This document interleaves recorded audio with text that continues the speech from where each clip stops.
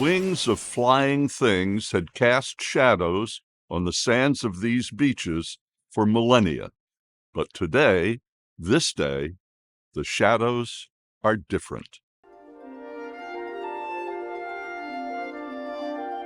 No, these new wings are man-made and engine-powered. They're capable of being controlled in 3 dimensions of freedom by a pilot. These, at last, are the wings of man's ageless dream made real. The people who saw what happened that day understood what they were seeing, what it meant. Well, looking up, Johnny Moore, a young man who lived with his widowed mother in a shack up in Nag's Head Woods, hesitated for a moment and then tore down the beach, shouting, "They done it! They done it! Damned if they ain't flew!"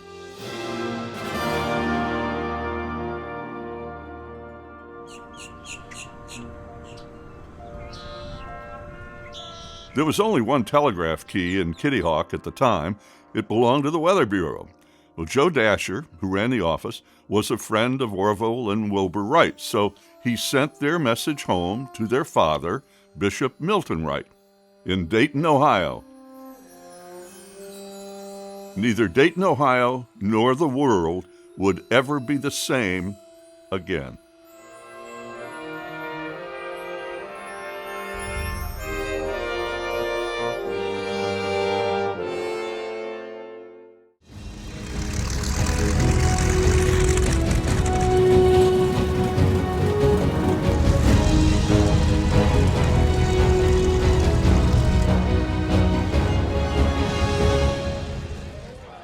Dick, start us off, would you? There you were in the right seat of the B-25, the lead airplane to leave the aircraft carrier, April 18, 1942. And in the left seat, Lieutenant Colonel and Lieutenant Colonel Jimmy Doolittle. What kind of a man was he, and how well did you know him at that point, Dick? Well, David, back in 1990, I had written some little notes concerning my thoughts about Colonel Doolittle. And if you don't mind, no, yeah. Oh, you go.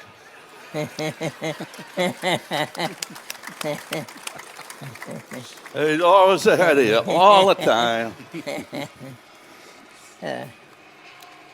Actually, Colonel Doolittle was 5'6", but the way I was able to put it together was he was short in stature, but tall on accomplishment.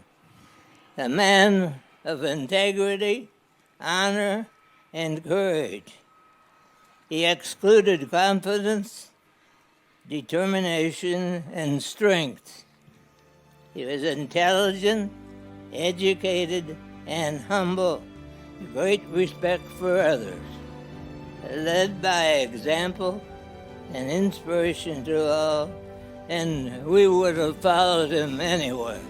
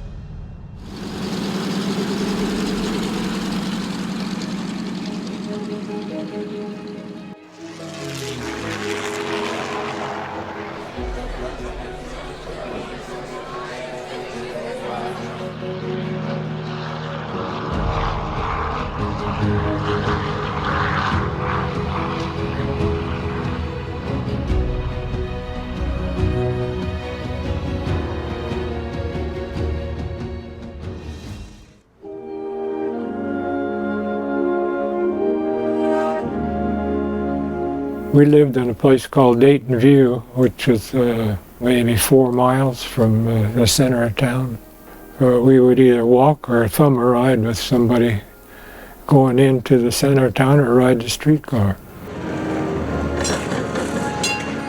As a youngster, my father used to take the Poplar Mechanics, and it always had some article in it about aircraft. And when I was old enough, I joined the Airplane Model League of America, which we made these rubber band-powered airplanes.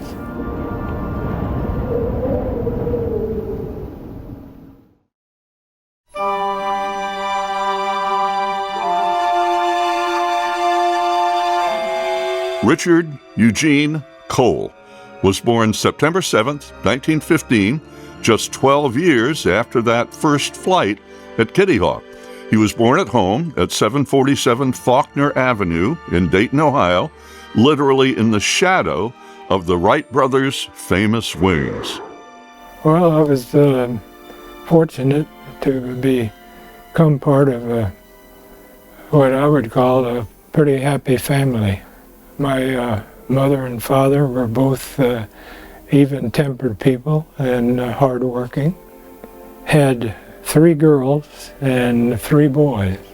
I just got the bad news the other day where it said the later you are in being born, the less likely you are to be intelligent. I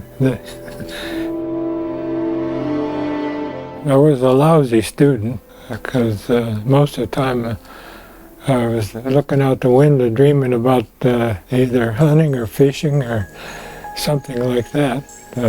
We all went to the local school, which was Jefferson School, grade school. Ended up going to Steele High School, which was one of the high schools in Dayton. Took a couple of courses in mechanics, but as far as geometry, English, algebra, and so forth, I was a very poor student.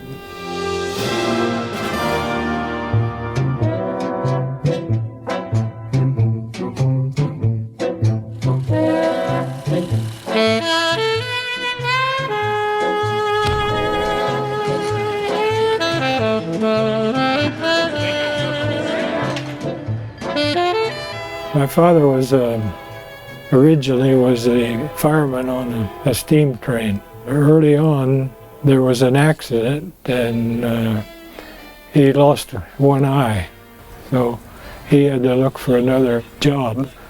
And my dad was fortunate enough to get a job with the city of Dayton, and he was able to work all through the Depression. Young people didn't leave the house. They stayed with the family, and it became a family deal, or where do about everything you could to save money. Most everybody, if there was land available, kept a garden, and a lot of them were able to make enough in potatoes and corn and so forth, and canned food to last them through the winter. Basically, it was a penny pinching deal for just about everybody.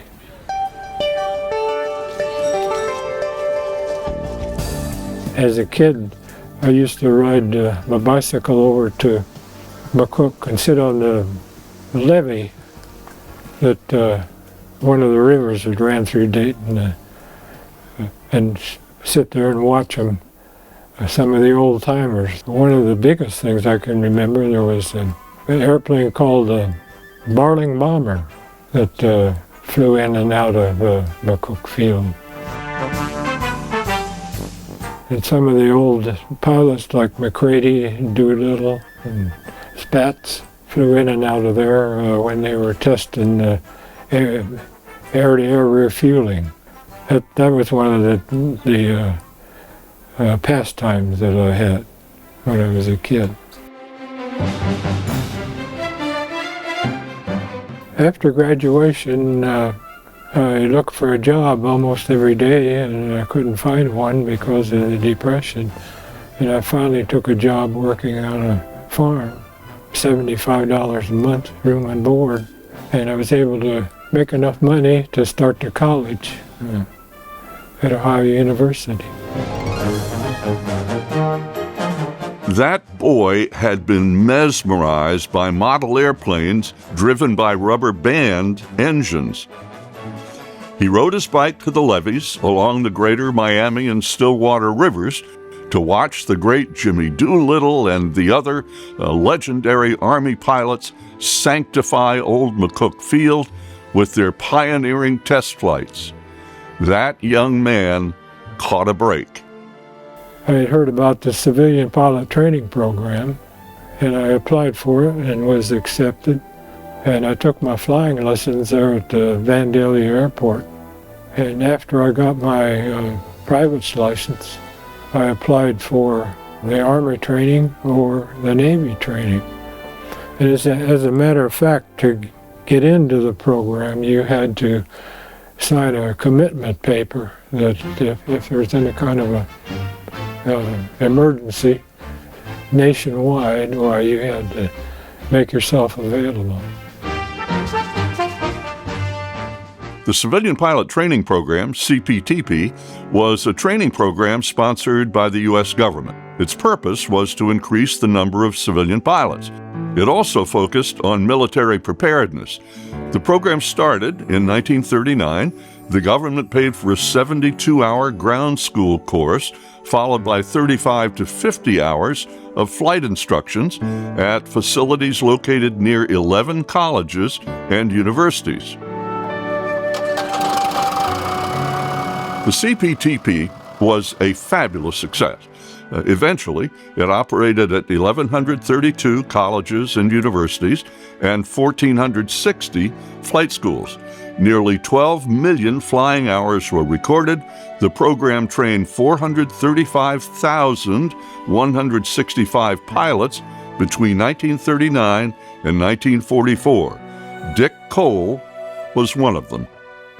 I waited a while and finally got a little impatient and went down to Fort Thomas and enlisted in the Army and got sent to Randolph Field in San Antonio. After that training, I went to transferred over to Kelly and graduated from Kelly in July 1941.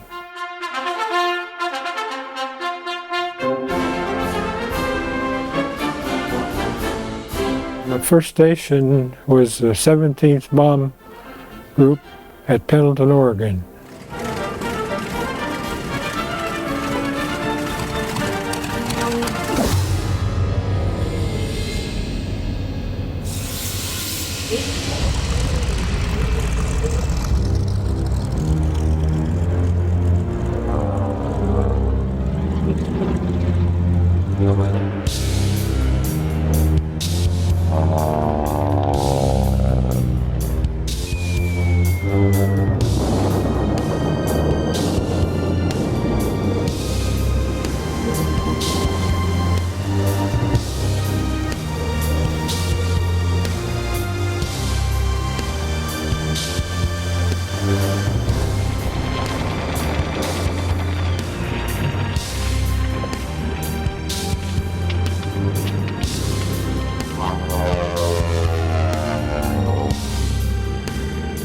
We were given what they used to call an open post, where you get like a 3-day pass. Everybody went to Hollywood, and we were in Hollywood at the time the Japanese had attacked Pearl Harbor. Getting the notice that that had taken place, we immediately reported back to March Field. 2 months later, in February, the B-25 equipped 17th Bombardment Group was reassigned to Columbia Army Air Base in South Carolina. The base wasn't complete yet. We lived in tents, and we were doing training missions because the word was that we were going to go from there to Africa. A short time after we were there, the word was put out that they were looking for crews to go on a dangerous mission.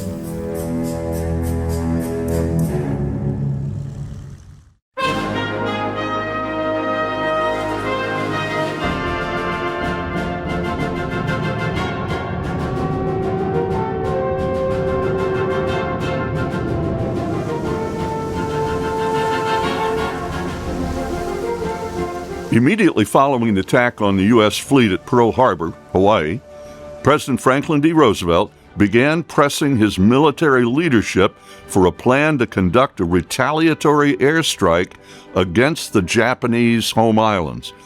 With no Allied air base within striking distance of Japan, a naval officer, Captain Francis Lowe, proposed the idea of putting bombers on an aircraft carrier and transporting them to within striking distance by sea. Captain Lowe called it a case of, quote, fortuitous association. In fact, it became the basis for the Doolittle Raid on Tokyo.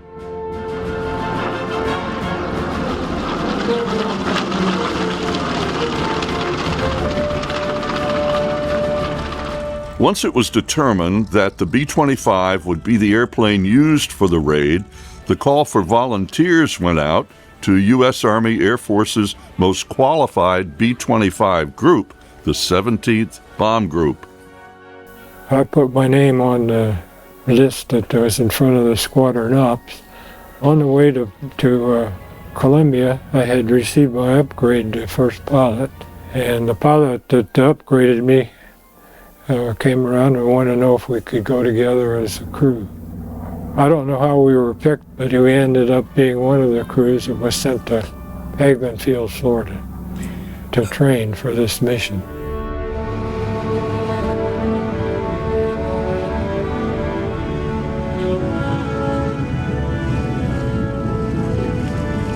To plan the mission and train the crews, Chief of Staff of the Army Air Forces Henry Hap Arnold made a surprise choice.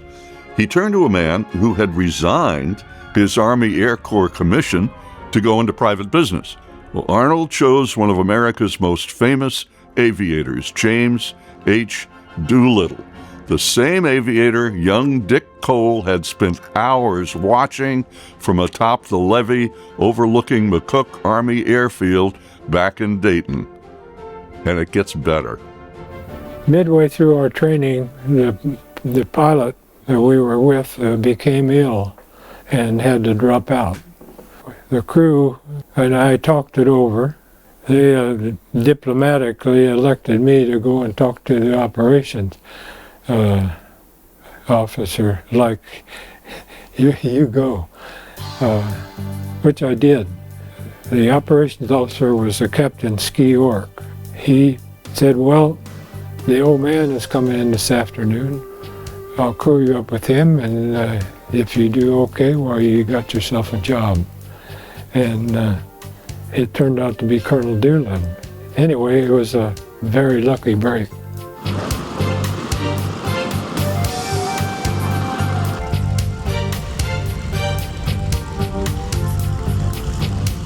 The Navy sent Lieutenant Hank Miller from Pensacola to show us how to make carrier takeoffs.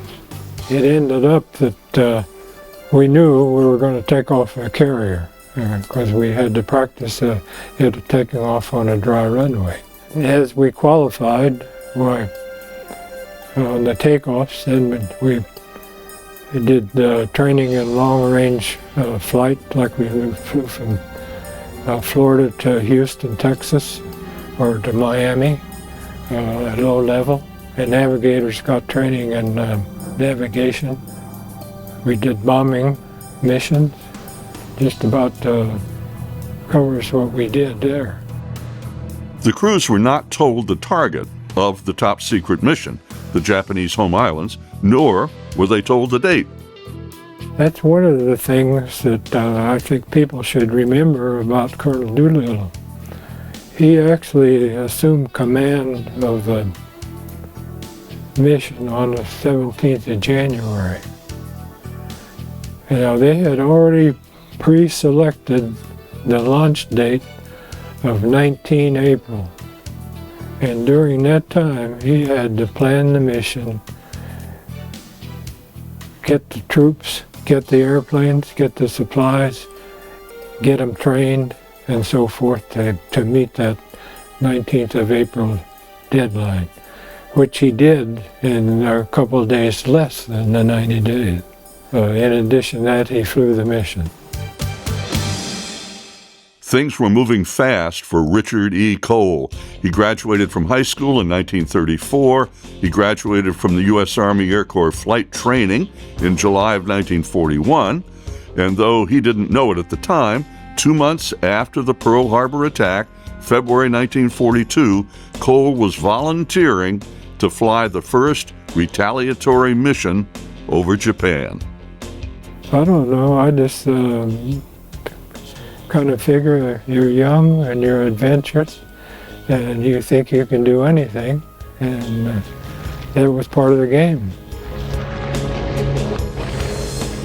The plan for the Doolittle Raid was to transport B-25 bombers and their crews aboard the Navy's brand new aircraft carrier, the USS Hornet, to within 400 miles of Japan. Launch and target 6 Japanese cities: Tokyo, Yokohama, Yokosuka, Nagoya, Kobe, and Osaka, then recover the planes and the men at an airfield near Chuchao in a sector of eastern China controlled by Generalissimo Chiang Kai-shek's nationalist Chinese army. If the Navy could deliver the bombers within 450 miles of Japan, the mission would require them to cover approximately 1,900 miles in the air to make it all the way to China. Now that meant extending the standard 1,300-mile range of the B-25, flown by the Raiders, by some 800 miles. The B-25s had been stripped of all unnecessary weight, including armament, and fitted with auxiliary fuel tanks and bladders wherever they would fit in the airplane.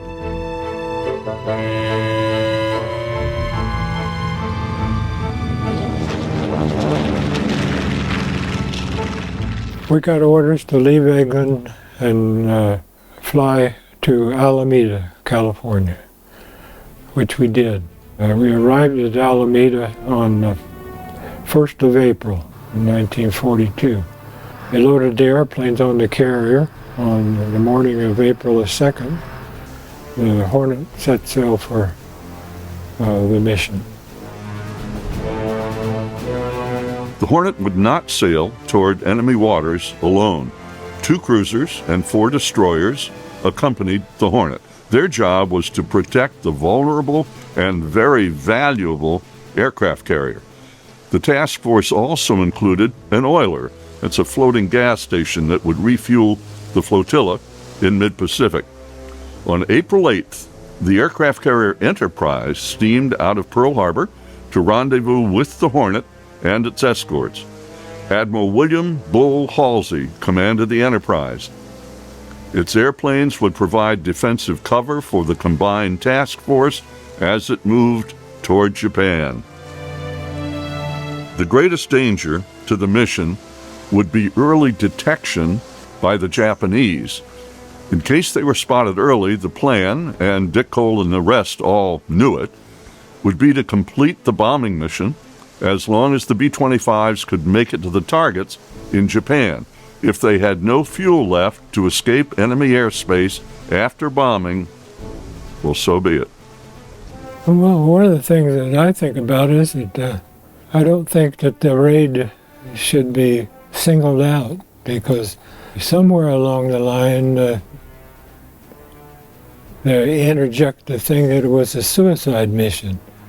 I don't think it was any more of a suicide mission than the guys taking off from England going over to Germany, or the guys in Africa going up over Italy, or the AVG guys taking off fighting the Japanese over there. It was just signs of the times, and that's the way it had to be. And that's the way it was, and that's the way it was accepted.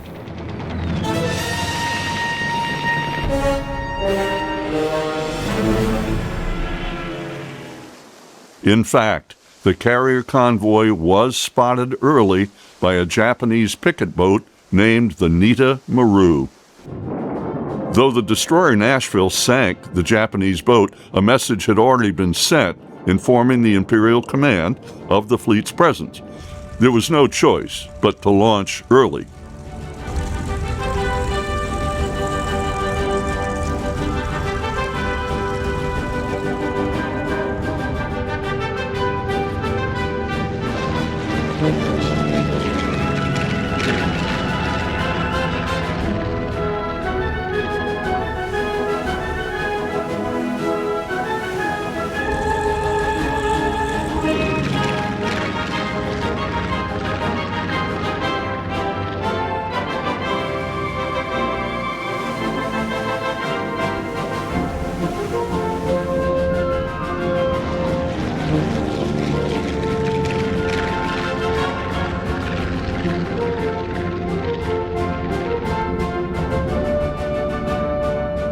Having to launch early, right away our fuel became a problem. We launched at about 8:20 in the morning. It put us over Tokyo at right around noon.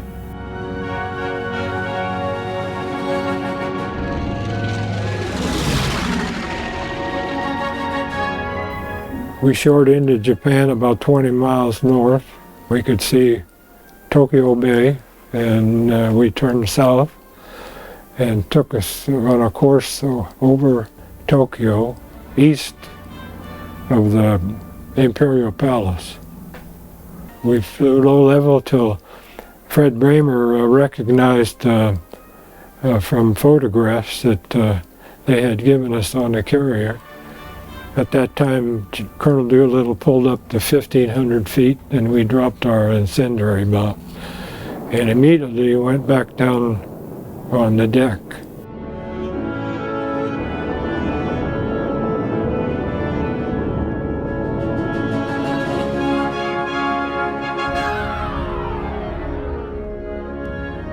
By the time they reached Yakushima off Japan's southwestern coast, visibility was down to 600 feet. The bad news was night was falling, and they were in a serious storm. The good news was the headwind was now a 25-mile-per-hour tailwind. It just might provide enough push to get them to the China coast in spite of the expected fuel shortage. The 15 airplanes that made it all the way to China had no chance to land safely. They had been flying more than 13 hours, and night had fallen. A homing beacon they had counted on at the airfield near Chuchao never transmitted. The airplane carrying it had crashed en route to the field. The B-25s were enveloped in a torrential storm. Finally, the Chinese, fearing they were Japanese airplanes, had blacked out all lights. As their fuel ran out, there was nothing to do but ditch or bail out. For me, the most scared and worrisome and whatever other adjective you want to use of the whole mission was standing in the airplane looking down at that black hole.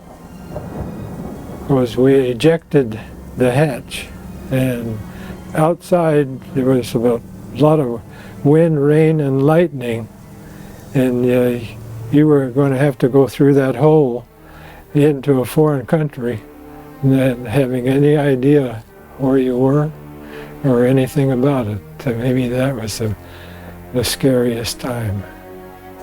But drop down, or the descension, was a lot of lightning and wind and rain. And the worst part was that you had no idea when you were going to hit the ground. I was fortunate that my chute drifted over a pine tree, and I ended up about 12 feet off of the ground. So it was like jumping in a feather bed. It was raining very hard, so I pulled part of the chute in and made kind of a hammock affair and spent the night at a tree. When daybreak came, I had a compass and started walking west. And at dusk, I came out on a cliff. And down below, I saw a little cantonment of a couple of buildings that had a Chinese nationalist flag flying up above it. And the only reason I knew it was a Chinese nationalist flag was that the same emblem was painted on the AVG P-40s that I had read about before. Anyway, I walked down there and I was accosted by a young lad, and he took me to a building that was empty except for a table. On the table was a sketch of on a piece of paper of a two-tailed airplane with 5 parachutes coming out of it.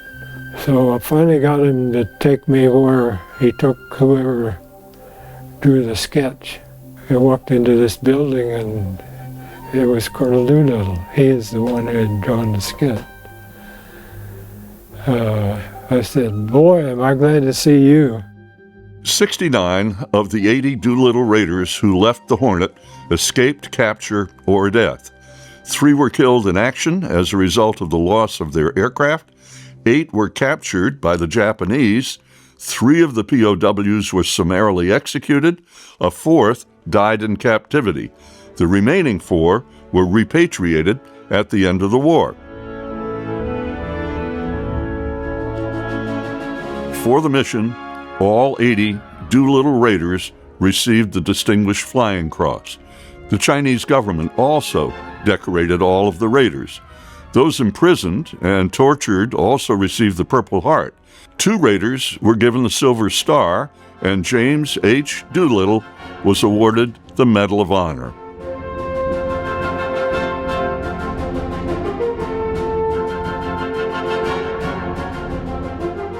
In his autobiography, Admiral Halsey wrote, quote, "Here let me say that in my opinion, their flight was one of the most courageous deeds in all military history."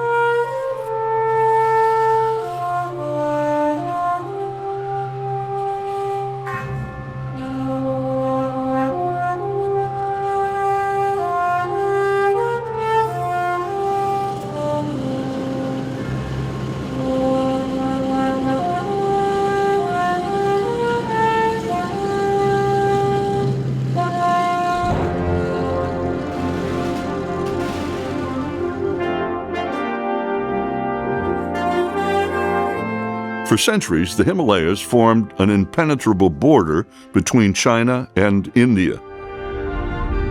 The mountains have the highest peaks in the world, including Everest's 29,000 feet. And it's hard to imagine worse flying weather than what you find in the Himalayas. Winds that top 100 miles per hour are common. As they sweep the upside of the mountains, they create incredible updrafts that will suddenly lift an airplane at a rate of thousands of feet per minute, only to turn to downdrafts on the other side that push the airplane toward the earth at the same heart-sickening rate. And the threat of ice forming on the aircraft is ever present. Ice can be the pilot's worst enemy, especially the clear ice that forms fast and is hard to see. It disrupts the flow of the air over the wings that's required to provide the airplane's lift. Without quick correction, the airplane can no longer maintain altitude, even at full power. And inability to maintain altitude when flying in the Himalayas is a grave problem. Yet, in the spring of 1942, the fate of a major portion of the world was suddenly placed in the hands of young men who were willing to face those conditions, continually flying the Himalayas from India to China and back again. In 1937, the Japanese High Command knew it needed massive amounts of natural resources to carry out the Pacific Rim conquests it envisioned. So Japan invaded China, to access those resources.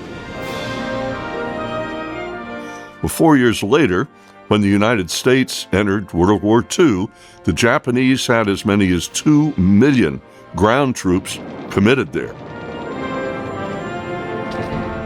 The U.S. and its allies desperately needed a besieged China to fight on and to continue to occupy those Japanese troops. Things turned dire in March and April of 1942 when Burma fell to the Japanese. That gave the enemy control of the western terminus of the Burma Road, the last overland supply artery into China. China was solely dependent on supplies from the outer allies and so on that road. So the allies had to figure out how to get the material into China, or otherwise China was going to be out of the loop. After the Doolittle Raid, most of the raiders were sent home or on to other assignments. They'd been debriefed on the raid on May 1st, 1942 in Chongqing, the wartime capital city. After that, Dick and about 19 other raiders went to India and basically just waited at loose ends for new orders. At that time, they established the 11th Bomb Squadron, who Brick Holstrom, who was one of the raiders, had been promoted to a major, and he was the commander. We had about 4 airplanes, maybe 30-some crews. They put out the word that they were looking for crews to man airplanes to fly the Hump, carrying supplies from India to China. So several of us decided to do that. I ended up flying the Hump until June of 1943. I have a dim recollection of 60 trips, which would have been 120 back and forth.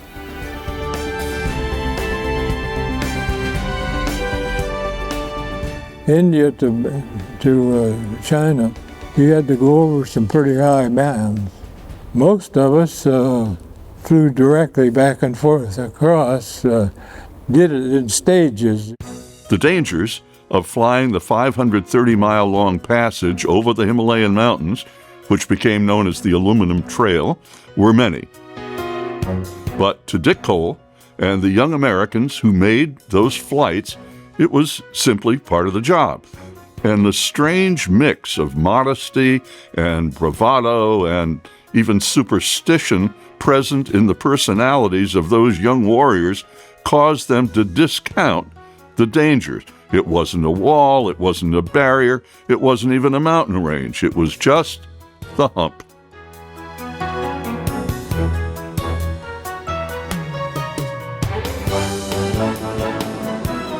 But the Hump had extracted a terrible toll. Nearly 1,000 men and 600 Air Transport Command planes were lost by the end of the China Burma India Theater operations. Now, Dick Cole, who had flown it 120 or more times, had survived it. On April 29, 1943, he was at last released from assignment in the CBI theater.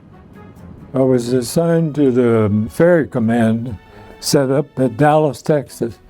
And when I got to Dallas, I was reassigned to the Douglas plant at Tulsa, Oklahoma, as a ferry control officer. My job was to turn the paperwork over to the incoming crews. In some respects, it was pretty good because some of the pretty young ladies were flying airplanes. At that point in the war, female pilots of the Women's Air Service Pilots, or WASPs, were picking up new airplanes from plants like the one where Cole worked in Tulsa and ferrying them to their points of debarkation into theaters of war. I was supposed to test up a B-24, I went out to the airplane and was making a walk around, and this young lady came up on a bicycle. And she said, I want to fly in a big airplane. I'm taking flying lessons to be a WASP at Spartan, which was across the field. And I said, well, you can't do that because we can't take people on test top. Besides, there's no parachute. I got in the airplane and the co-pilot came, and so did the crew chief. So we fired up and took off. At about 12,000 feet, who came up into the cockpit area with this young lady. So we had to scrub the mission. And we got on the ground, and I was filling out the form on, and the co-pilot took out a match cover thing, says, here, gave it to her, and said, put your telephone number on here. She did, wrote it out, and gave it to me. The beautiful young stowaway was Lucia Marta Harrell from El Paso, Texas. Marta and her sister Christine had jobs at the Douglas plant. She was taking flying lessons and had planned to join the Women's Air Service pilots when she completed her training. Well, Dick and Marta Cole had 5 children together, daughters Cindy and Christina, and sons Richard, Sam, and Andrew.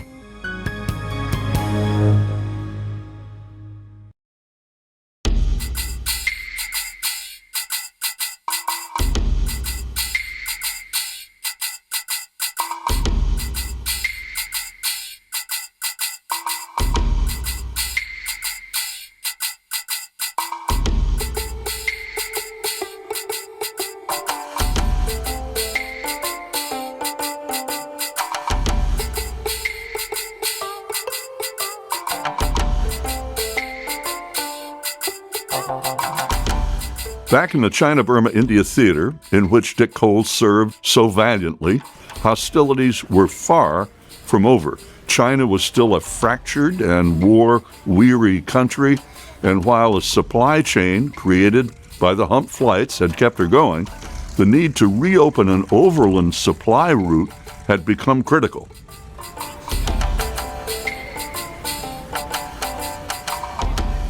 Major General Ord Charles Wingate was a senior British Army officer. While serving in Palestine, he became a student of counterinsurgency and guerrilla tactics. In the spring of 1942, Wingate began advocating for long-range jungle penetration units that would operate behind Japanese lines in Burma. Well, Field Marshal Archibald Wavell gave him a brigade with which to test his plan, the Indian 77th Infantry Brigade. Wingate's brigade became known as the Chindits, believed to be a corruption of Chinthay, a name given to mythical Burmese lions who guarded the temple gates. They launched Operation Long Cloth into Burma on February 12, 1943. The Chindits had some initial success disrupting rail operations in Burma, but as they got deeper and deeper into the country, they found that much of their intelligence was unreliable. There were more roadways than they expected, so the Japanese were in constant pursuit, and they were interdicting Wingate's supplies besides. The situation became untenable as casualties mounted, and on March 22nd, Wingate was ordered to withdraw his troops. But word of Wingate's aggressive approach and innovative tactics, along with some of his open criticism of the British Army's conventional methods, had gotten the attention of Prime Minister Winston Churchill. He invited Wingate to London. After hearing his ideas, Churchill invited Wingate to accompany him to a top-secret summit held in Quebec City, Canada, 1943. During the conference, President Roosevelt also heard Wingate's plan for another invasion of Burma, this time supported by air power.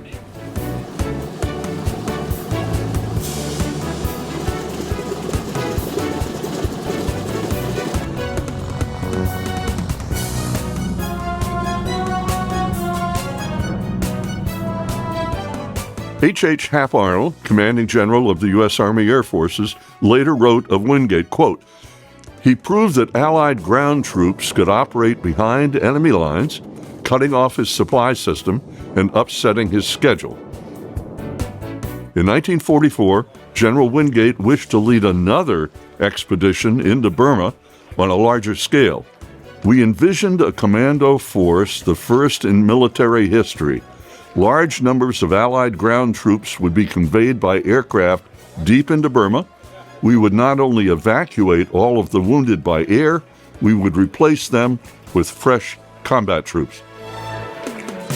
Obviously, the men to lead this unprecedented project had to be aggressive, imaginative, and endowed with organizational talent of a high order. One was a 34-year-old fighter pilot who had shown remarkable leadership in North Africa, Colonel Philip G. Cochran of Erie, Pennsylvania. At the time, I did not know that Cochran was the original character, Flip Corkin, in the comic strip Terry and the Pirates. The other man was John R. Allison, who had been an outstanding fighter pilot with the 14th Air Force in China, and had also fought the enemy from England, Russia, and the Middle East. He was short, slender, and self-possessed. He knew his business. And we soon found out that General Arnold somehow had been talked into or had explained the advantages of this approach to the guerrilla-type warfare that was going on in Burma. Arnold explained that it was important to the Air Force, important to him, and he would like Phil Cochran and myself to take an active part in the development of this guerrilla-type warfare. Arnold had named 1st Air Commandos.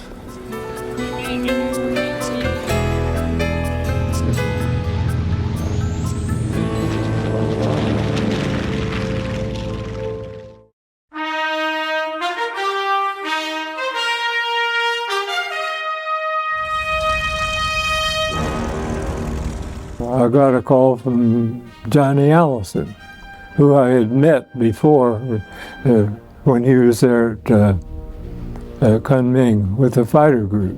He wanted to know if I was interested in going back overseas. In the meantime, a young guy by the name of Jake Sartz, who I had roomed with while I was on the Hump, called me and he says, "You want to go back overseas?" And I said, "Are you going?" And he said, "Yes." And I said, "I'm going." Johnny Allison's phone call came in mid-September of 1943. Dick Cole had been home from the CBI all of about 4 months. He jumped at the chance to go back. That decision had to be one of the first pieces of information he shared with the woman that he would marry just about a month later. She turned out to be a very good Air Force wife. And we had a honeymoon between Tulsa and North Carolina. I became the engineering officer, picked up the flight to 5 airplanes, and flew to India. Getting the C-47s to the base in India took about a week, but the pilots had already been practicing for their mission while still in the United States. Before being dubbed the 1st Air Commandos, the unit was known simply as Project 9.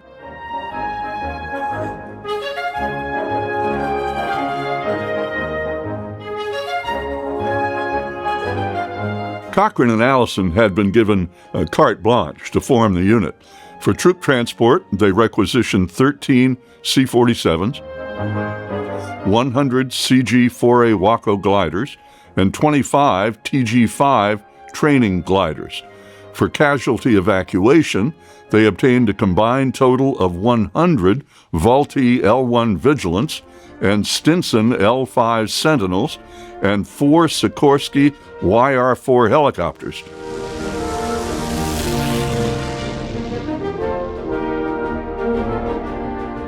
For fighter cover, 30 North American P-51 Mustangs were acquired. Later in India, the Air Commandos would receive 12 B-25 Mitchell medium bombers. For personnel, they wanted only volunteers, men who understood the risks, men who understood the stakes, men who didn't hesitate, men like Dick Cole. We knew what we were going to do and how we were going to do it because we had briefings and we even practiced how it was going to work. So I think we were pretty well trained to try and do what we wanted to do. The invasion was set for March 5th, 1944. It would be a night mission, codenamed Operation Thursday.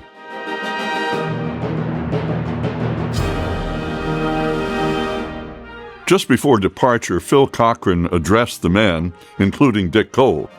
Now, is there anything anybody doesn't know? If there is, let's get it straight now. Now, tonight, your whole reason for being, your whole existence is going to be jammed up into a couple minutes, and you're just going to balance it there, and it's going to take your character to bring it through. Now, nothing you've ever done before in your life means a thing. Tonight, you're going to find out you've got a soul. Good luck.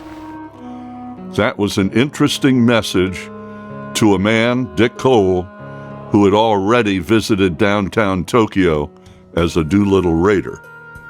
I'll have to check. Maybe it was a full moon, but there was moonlight, but clear. We took off full power and climbed up to 8,000 feet to clear the mountains. Things were pretty smooth until we reached the hills over in Burma. The air was rough. My rope broke over the hills of the Himalayan hills there, and both gliders had to go down. All the crew people were saved except one that drowned swimming across the river. I radioed back to the base about the rough air, and I wasn't the only one that had a broken rope. There were several others.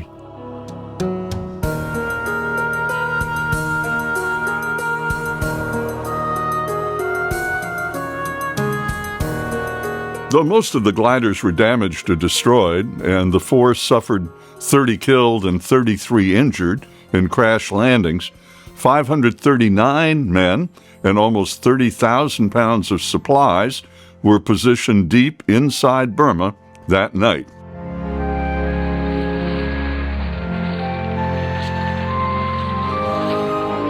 Incredibly, the troops built a runway for the C-47s overnight.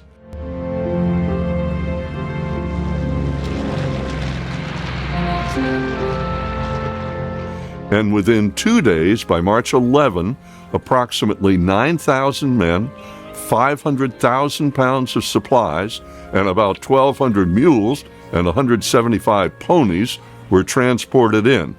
A substantial operational base, complete with airstrip, was established 200 miles behind Japanese lines. With all the problems on the ground, we still had a runway available the next night.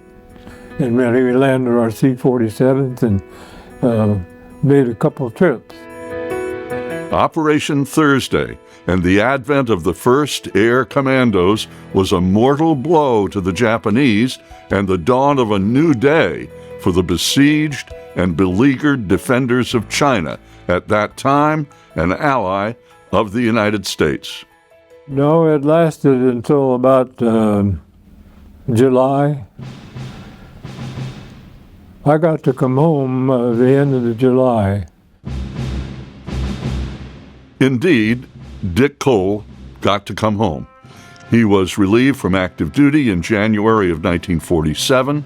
He started to go back to college to think briefly again about that other boyhood dream, being a forest ranger.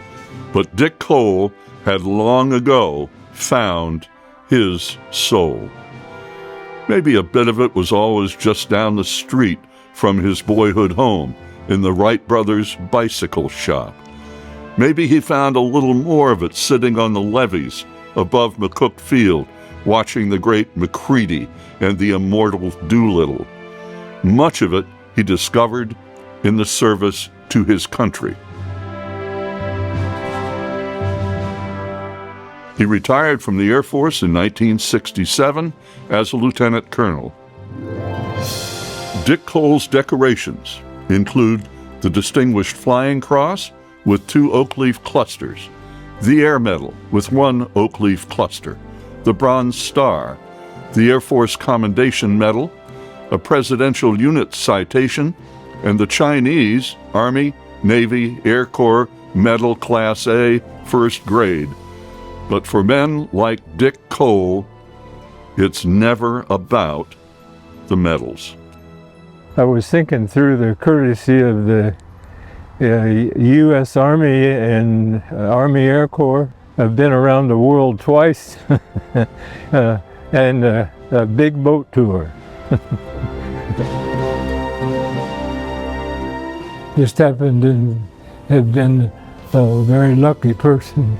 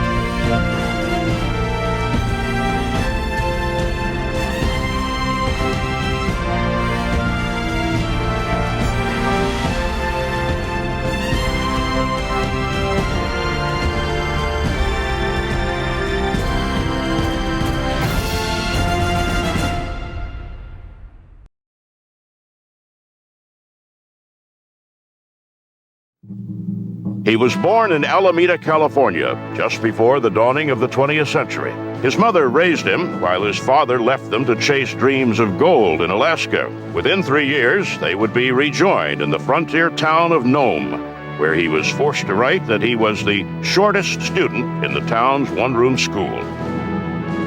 But if he never grew very tall, he would rise over the years to the stature of national hero.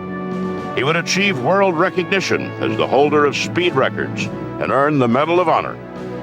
His contributions to aviation revolutionized the industry.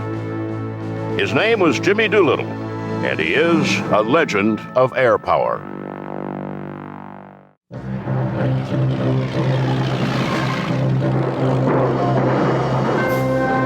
Doolittle had missed the fighting war in Europe.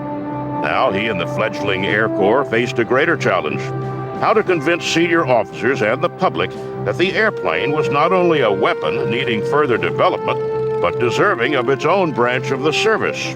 While General Billy Mitchell was flying demonstration flights, bombing captured German battleships to exploit the aircraft's destructive capability, Lieutenant Jimmy Doolittle was on the West Coast, mastering his flying lessons and developing some techniques of his own. He convinced his immediate superiors that the proof the public needed lay in demonstrating that the airplane was reliable and safe.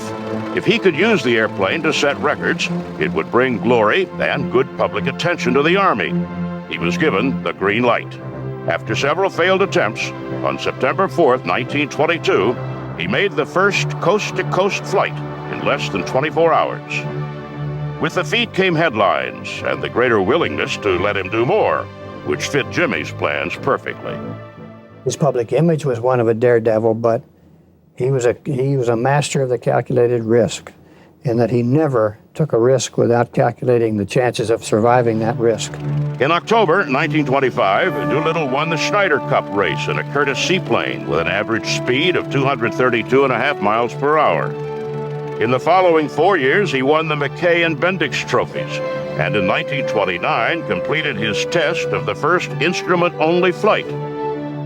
The greatest contribution that I made to aviation was when the Guggenheim Fund established a blind flying laboratory, of which I was the head. And we developed the artificial horizon, the directional gyroscope, and various things that made it possible to fly regardless of weather, and ended up with making a trip around the field under the hood, never having seen out of the airplane. In September 1932, he set another world speed record, this time in the Granville Brothers GB, at an average speed of 296 miles per hour. It was his last race. Doolittle's gift was anticipation, and just as he had seen the need in the industry for greater durability and safety, he now realized that the age of experimentation, seat-of-the-pants flying, was over. From here on, he would need more expertise. He was admitted to the Massachusetts Institute of Technology, where he earned both his master's and doctorate in aeronautical engineering. It was also clear to him that greater speed demanded more than just a bigger engine. He left the service to join the Shell Oil Corporation in New York. He served as spokesman for the company, but also began his own campaign for Shell to begin refining higher-octane fuel. He visited Europe and took careful note of airplane development there, particularly in Germany, and was alarmed at what he saw. In his opinion, Germany was clearly rebuilding an offensive air capability. A new war was coming. He brought those concerns back to his old friends in the Army, and then made a new pitch. Jimmy Doolittle knew the Air Corps wasn't ready to fight a war. They would need new aircraft. They would need new ideas. They would need experienced leaders. He asked for and got recalled to active service, now as a lieutenant colonel. He set about looking at the plans and tactics. Then, on December 7th, 1941, Japanese naval aircraft attacked the American bases at Pearl Harbor, Hawaii. Now America joined the World War.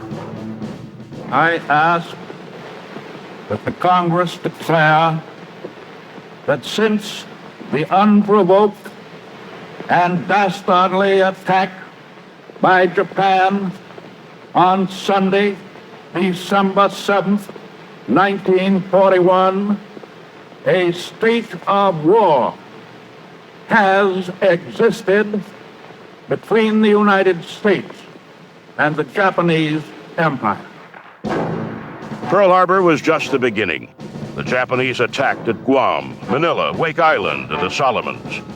The Japanese Navy effectively created a wide defensive ring around the home islands.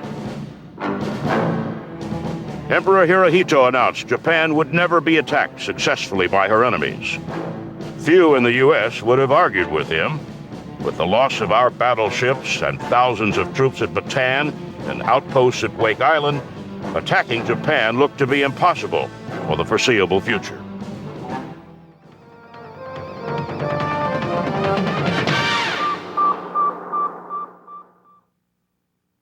Doolittle was selected to devise a plan to carry the war to Japan. His solution was to select 18 Army Air Corps bomber crews and train them in B-25 bombers to do the impossible. Operating in complete secrecy, they trained at Eglin, Florida, learning how to force a fully loaded B-25 airborne in less than 400 feet.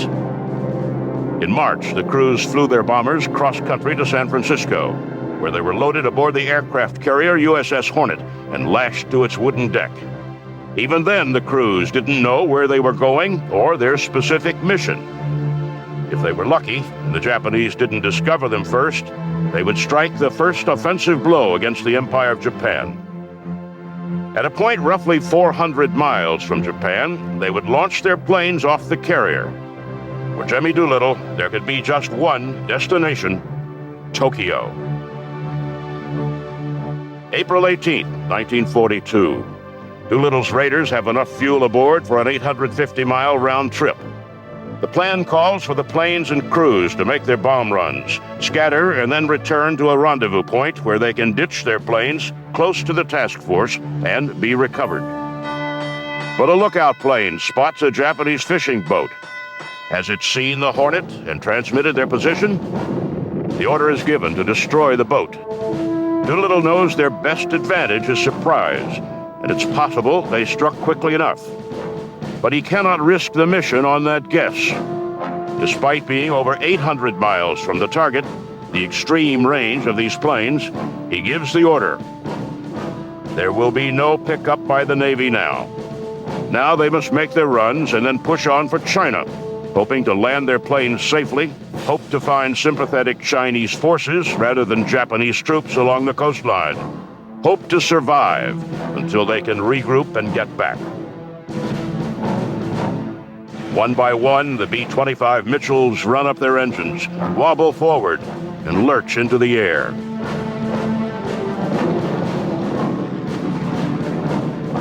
Doolittle knows the odds, and like so many other times in his career, he knows there are no alternatives. They have a mission, they have their orders, they go.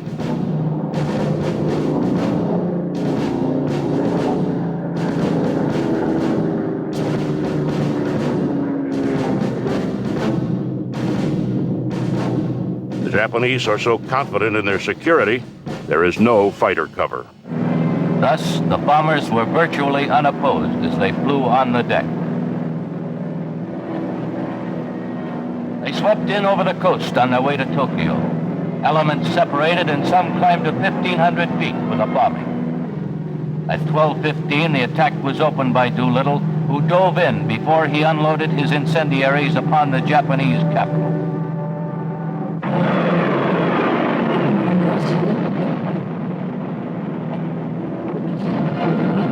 One after another, they checked off their targets. Tank factory, shipyard, docks, railroad yards, steel plant, gunpowder factory. Surprise is complete. The shock is devastating to the Japanese. Tokyo has been bombed. The lift to American morale is without measure.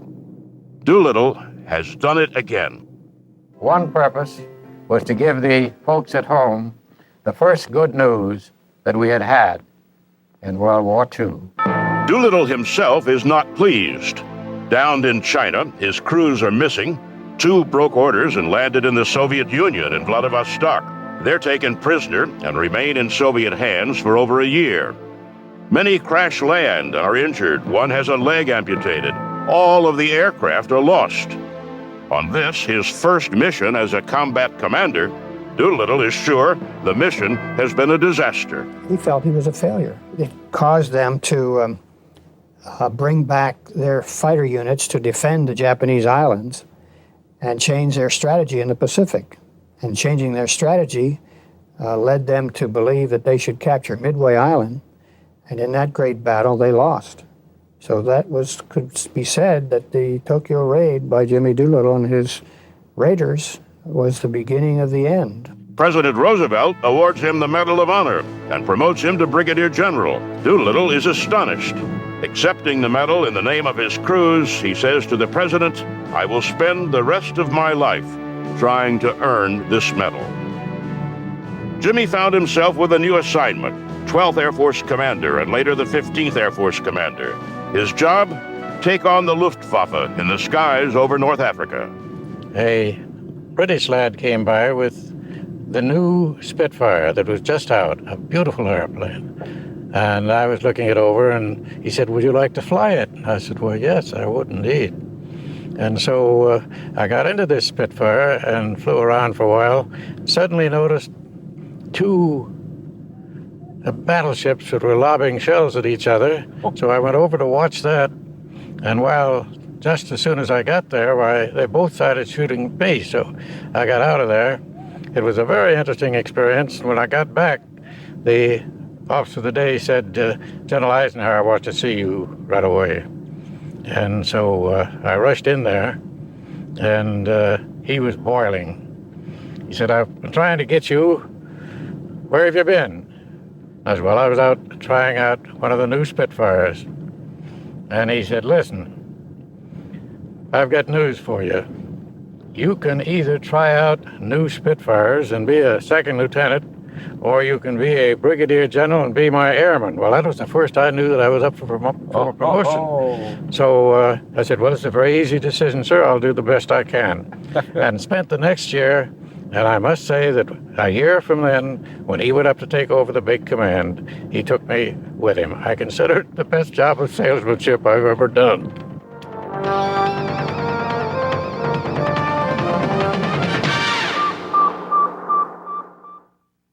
Jimmy Doolittle succeeded in defeating the Germans and controlling the sky. We had 12th Air Force bomber boys who had started in the muddy fields of Algeria. They were teamed up with 9th Air Force men who had eaten sand all the way from Egypt, 1,500 miles. Before 9 o'clock, we had planned to fly more than 1,000 sorties. Anything that could take off went up to the corridor. Our fighter-bomber boys, including the 57th Group of Cape Bone fame, were about to sweep a road to Tunis. We were using the experience gained in Egypt, smashing Rommel at El Alamein. Then we were only a few. Now we were hundreds, all grouped in a powerful package. The Germans, realizing their desperate situation, retreated to make a last-ditch stand. From North Africa, Doolittle was promoted to lieutenant general and moved on to England as commander of the 8th Air Force. From there, he directed U.S. strategic bombing of Germany.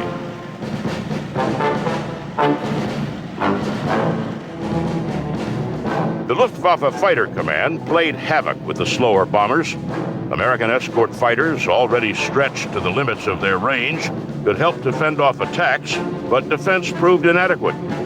Doolittle proposed a radical solution: take the battle to the Luftwaffe.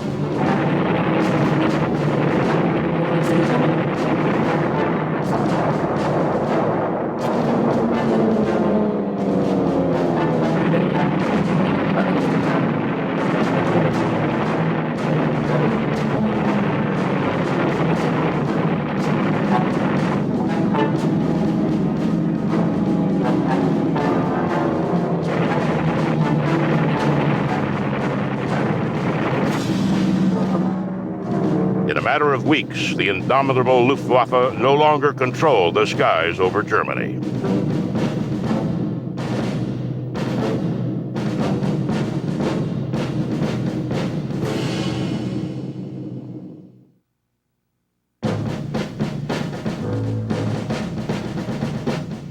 At war's end, Doolittle has brought about massive changes to the weapons and tactics of aviation. He has served with distinction in history's greatest war and won nearly every decoration and award in the civilian and military world. Shell offers him his old job back as Vice President of Research. He agrees, but also has other things on his mind. Jimmy Doolittle's post-World War II career is not as well known as his career before the war or during the war. But in point of fact, Doolittle's post-World War II career is really quite remarkable in its own right. He was one of the major figures behind the creation, working behind the scenes for the creation of the United States Air Force. And he was one of the major figures behind the creation of the Air Force Association. The Air Force Association was formed to press for a separate military branch for the air power he has done so much to build. He is elected as its first president. And Doolittle, with his chief officers, meets with President Truman to press their recommendations. On September 18, 1947, President Truman signs the National Security Act, creating the Department of the Air Force. We had a fervent belief that, just as General Arnold had said, it is important for the United States to maintain its air power, because the world is never going to be completely stable. And he said, I want to inform the American public of how important it is to occupy the high ground, to get there first with the most, and to know where the enemy is before he knows where you are.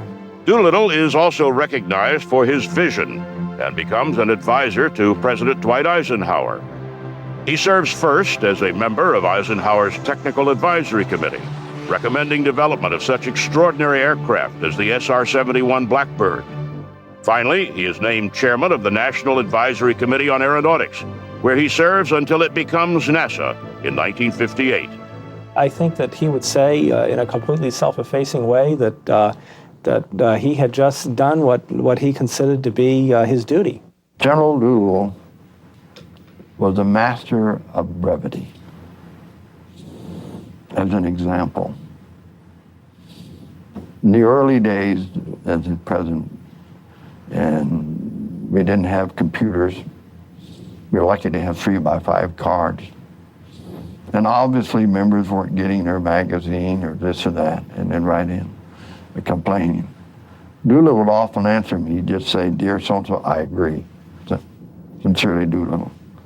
He was great at that. Now in his 60s, Jimmy Doolittle turns over the reins of power to younger men. But he was still active, participating in AFA meetings, making speeches, and visiting air shows.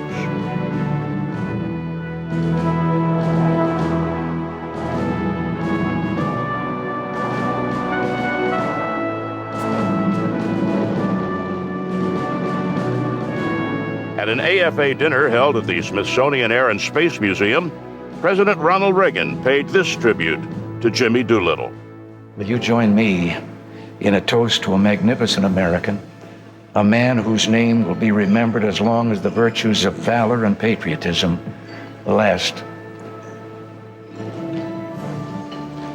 Jimmy Doolittle. And in June 1985, President Reagan awarded Doolittle his 4th star. Jimmy Doolittle died on September 27, 1993, and was buried at Arlington National Cemetery. Our leader has fallen. He led us in war and in peace, and he led us by example. He was an uncommon man. His foresight, integrity, and courage, and intelligence unmatched in the annals of aviation. Ready! Ready!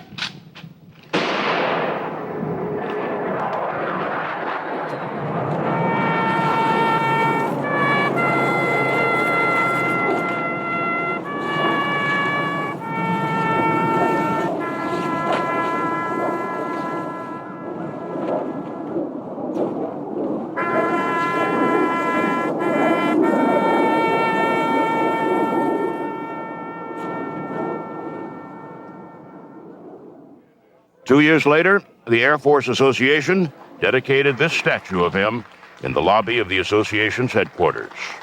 The statue of General James H. Doolittle commemorates a lifetime of achievements. It has been written that General Doolittle led one of the most useful lives in American history. I'm sure all of here would certainly agree. His achievements range from the practical to the theoretical. The general once explained his philosophy of life by saying, "I believe we were put here on earth for a purpose, to make it, within our capabilities, a better place in which to live." The world is a better place thanks to this unique individual. I am sure I speak for all of us here today, and when I say how proud the Air Force Association is to have a constant reminder in the likeness of this man of wisdom, of humor, and of warm humanity. This legend in his time and ours. Doolittle literally had a hand in aeronautics all the way from the very earliest days of the open cockpit biplane, indeed the open framework biplane, all the way up to the first efforts to put man into space. You look at him, this short little guy, and he was truly a giant. And a legend of air power.